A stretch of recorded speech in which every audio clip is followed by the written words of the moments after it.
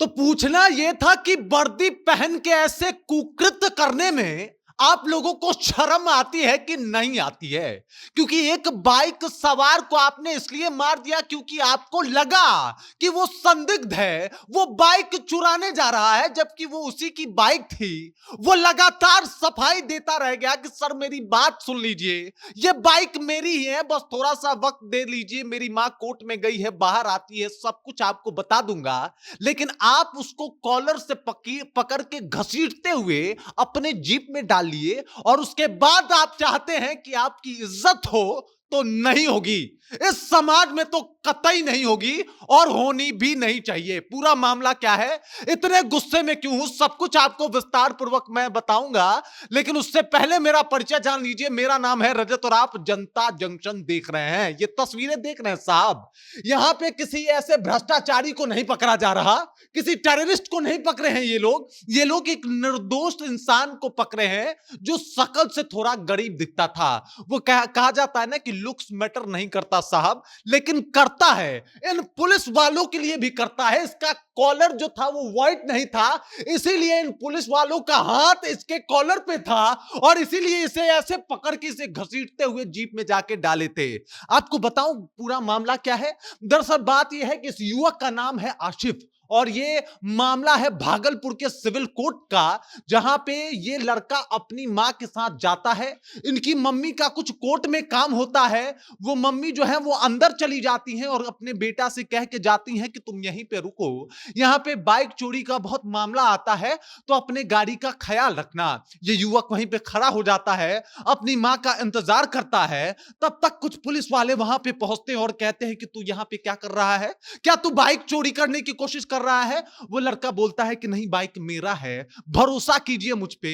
Police वाले कहते हैं मानते ही नहीं है, तेरी शक्ल तो चोर जैसी मिलती है ना। एक्चुअली में यही होता है, शक्ल से जज किया जाता है और ये लोग बोलेंगे कि इनकी इज्जत होनी चाहिए। क्यों होनी चाहिए भाई, इसकी इज्जत नहीं थी क्या? ऊपर से बॉन्ड भरवाते हैं आप लोग। पूरा कहानी बताता हूं, देख लीजिए किस हालत में उसे उठा के लेके जाया जा रहा है और उसके बाद ये लोग कहेंगे कि ना ना हमने तो बहुत अच्छा काम कर दिया है, बहुत बड़े एक क्रिमिनल को पकड़ लिया है ना आपने। देख लीजिए किस तरीके से इसे पकड़ के ले जाया जा रहा है खींचते हुए ये लोग। और उसके बाद ये लोग कहेंगे कि भाई साहब देखिए बिहार पुलिस जो है ना 24 घंटे मुस्तैदी के साथ काम कर रही है। हमारे संविधान को इस तर्ज पे बनाया गया कि भले ही 100 दोषी बच जाए लेकिन एक निर्दोष नहीं फंसना चाहिए। लेकिन अफसोस की बात है कि आज जहां पे संविधान को, आईपीसी के धाराओं को इसको ध्यान में रख के बनाया गया, उसी आईपीसी को फॉलो करने वाली ये बिहार पुलिस इस बात को नहीं मानती है, नकार देती है और उसी का ये नमूना है जो आपके सामने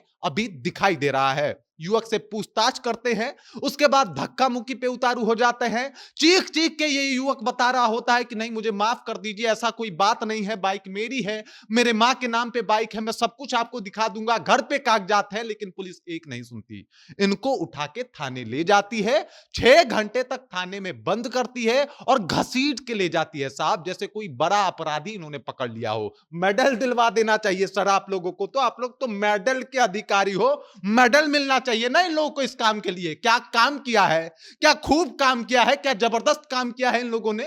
मेडल दिलवाओ कोई इनको, भारत रत्न से नवाजो भाई साहब। तो ये युवक रोता है, बिलखता है, अपनी बातें बताता है और उसके बाद कहता है कि अच्छा ठीक है ले चलिए। घर पे फोन करता है, 6 घंटे बाद इनके घर वाले लोग वहां पे पहुंचते हैं, कागजात दिखाते हैं और उसके बाद इनसे बॉन्ड भरवाया जाता है। 1000 रुपए जो है वो चालान के लिए जाते हैं और उसके बाद इनको छोड़ दिया जाता है। मैं बस यही पूछना चाहता हूं कि क्या यह मानवाधिकार का हनन नहीं है?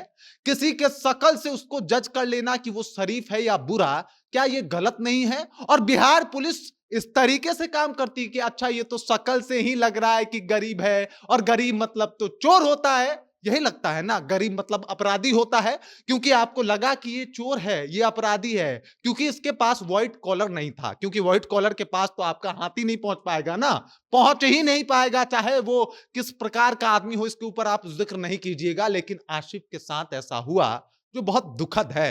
और उसके बाद दारोगा जी कह रहे हैं कि हमने पहचाना नहीं, हम तो बस पूछताछ के लिए लाए थे, क्योंकि बहुत ऐसे मामले हो रहे हैं। तो आज से अगर आप बाहर निकलिएगा जनाब, तो थोड़ा सा सेट वेट लगा के, जेल वेल लगा के फेयर लवली क्रीम लगा के और खूबसूरत सा कपड़ा पहन के बाहर निकलिएगा। इस वजह से नहीं, ताकि आपको एकदम से मार्केट में बेहतर दिखना है और आपको देख के लोग खुश हो जाएं। इस वजह से, ताकि पुलिस ये समझे कि ना ना आप शरीफ है। ऐसे ही तो शरीफ समझा जाता है ना लोगों को। और यही सिचुएशन, यही स्थिति देखने को मिल रही है।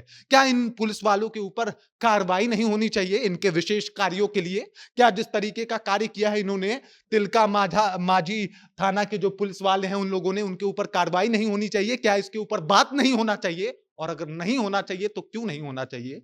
और अगर होगा तो कब होगा? ये सब जरूर अपडेट होना चाहिए, लोगों को पता होना चाहिए, ताकि किसी को कल शकल से जज ना किया जाए, ताकि कोई गरीब पुलिस से इस वजह से डर के ना मिले कि कहीं उससे ही अपराधी घोषित ना कर दिया जाए। पूरी खबर जो थी वो मैंने आपको बताई। आप इसके बारे में क्या सोचते हैं, कृपया कमेंट करके मुझे बताइएगा। बाकी आप देख रहे हैं जनता जंक्शन और मेरा नाम रजत है।